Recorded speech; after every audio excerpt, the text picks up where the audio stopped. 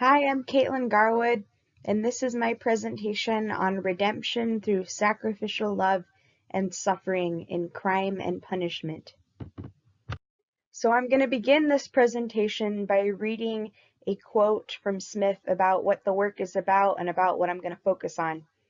Crime and Punishment is a story of a man struggling and passing through the unhappiness to a wholeness.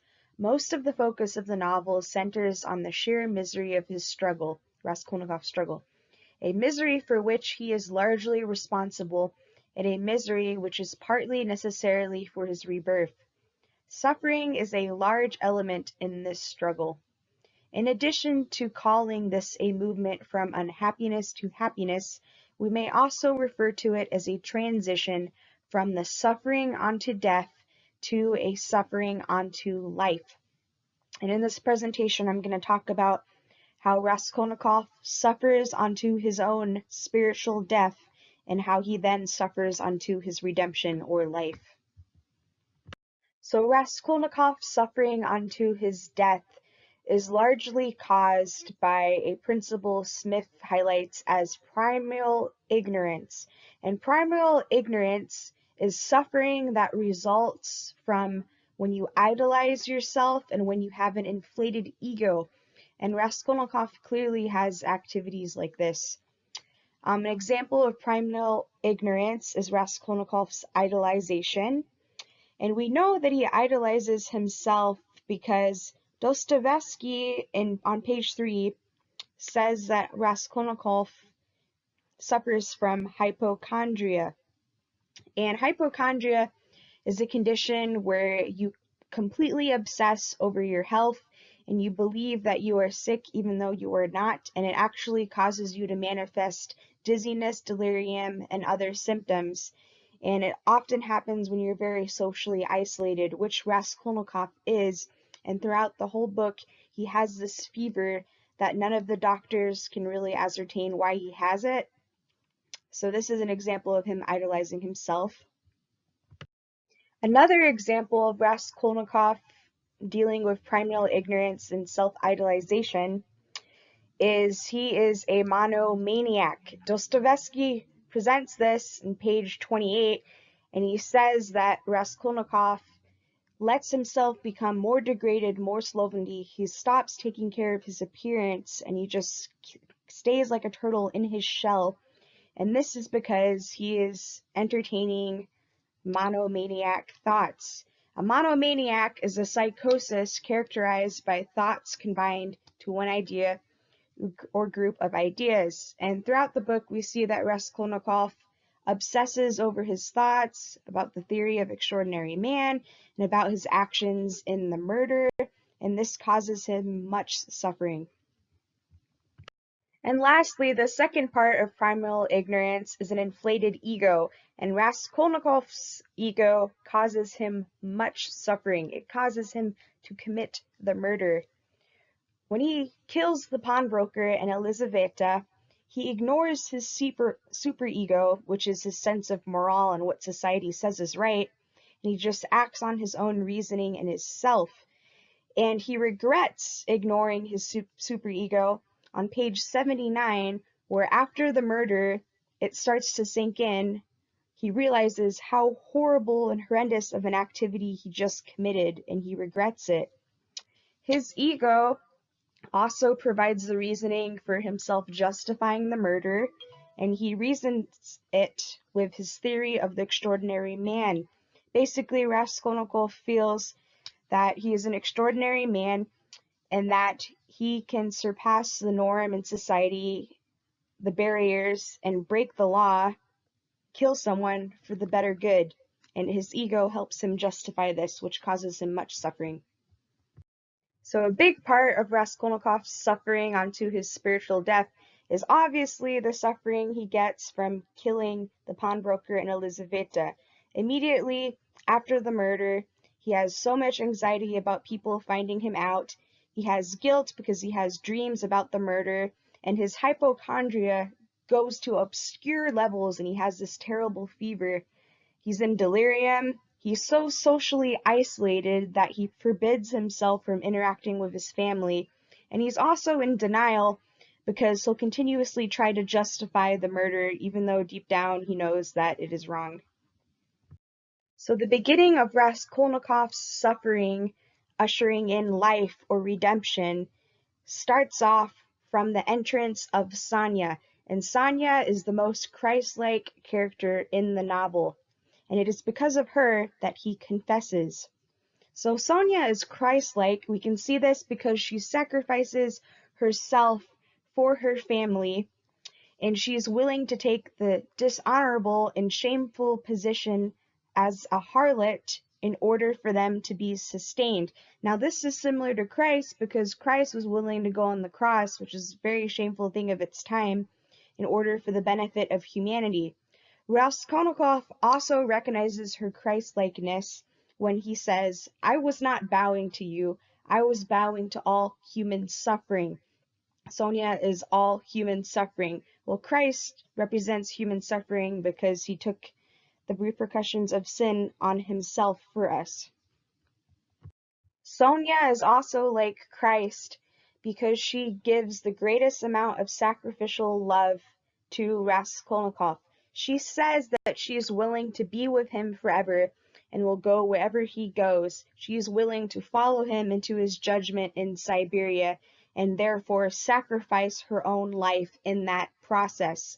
And this echoes Matthew 28:20, where Jesus says, "And surely I am with you always to the very end of the age." And it is because of this sacrificial love that Raskolnikov reaches his redemption. So Sonya also encourages Raskolnikov to suffer for his redemption or his life. And this is largely because she shares her faith with him, and she does this by reading the story of Lazarus.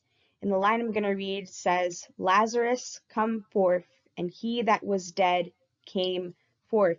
So this part of the story really echoes Raskolnikov's redemption because, like Lazarus, Raskolnikov was dead, or spiritually dead, because of his sin, but he will be redeemed and live again. And the reading of Lazarus was also impactful because it causes Raskolnikov to agree to suffer for his redemption, aka it causes him to confess to Sonya about his sin. So when he comes back and confesses, Sonya tells him that she will go with him to Siberia during his imprisonment, again showing this redemptive sacrificial love. And she also tells him that he needs to confess his sin to the public to bear that shame, and that he needs to bear his cross for righteousness' sake. So Raskolnikov engages in this suffering onto life. He kisses the earth and he confesses to the public of his sin. And what's impactful about this moment is it redeems his morality in a sense because it causes his tears to flow. And he cries because he feels bad for what he did. And before this moment, he was repressing his emotions in that sense. And he decides that he needs to confess. And it is because of Sonya's begging gaze that he is convinced that he must confess to the authorities and that he must suffer for his life's redemption. So Raskolnikov follows through. He takes on judgment for redemption and goes to Siberia. And sadly, he is first bitter about his punishment in the Gulag, and he doesn't feel guilty for his crime. But thanks to the sacrificial love of Sonya visiting him and being faithful to him, and when she falls sick, he starts to realize that he loves her, that he's worried for her, and he realizes that she loves him. And it is this realization of sacrificial love and romantic love that ushers in his redemption. And here's the famous moment of redemption. On page 549, Raskolnikov bows to Sonya's feet, weeps, and he realizes that he loves her. And it is this love that redeems him. It says that they were resurrected by love, and the heart of each held infinite sources of life for the heart of the other. But he was risen, and he knew it.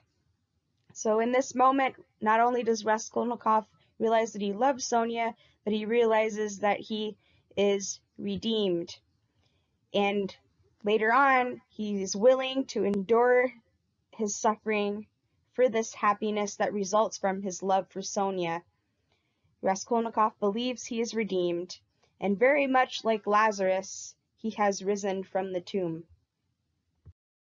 So another factor of Raskolnikov's redemption is faith, and Tucker illuminates it in this quote: Raskolnikov has been redeemed. He is not saved with a civic confession before the police, but with a change of heart and faith that betoken true redemption. And we see this in page 550, where he looks at the Gospels on his pillow and he wishes that he could have the same faith as Sonia when he says, can her reconvictions not be my convictions now? Her feelings and her aspirations? Raskolnikov wants to believe like Sonia does. He wants to be a holy fool. He is truly redeemed. And the last sign of Raskolnikov's sure redemption is when he fully submits to the suffering that's laid out before him for the sake of his future life. And we see this in the quote on 551, where it says, he did not even know that a new life would not be given to him for nothing, that it still had to be dearly bought to be paid for with a great future deed. Raskolnikov knows that he must bear his cross and finish out his sentence. But despite this, he is hopeful, and we see it in this quote where it says, his gradual transient from one world to another, his acquaintance with a new, hitherto completely unknown reality. Raskolnikov, in conclusion, is saved by the Christ-like sacrificial love that he witnesses in Sonia. He is saved by his acceptance of suffering for righteousness, and ultimately he is saved by his faith in God. And I've decided to end this presentation with a Bible verse in Galatians 2:20 that reminds me of Raskolnikov's redemption. I have been crucified with Christ, and I no longer live, but Christ lives in me.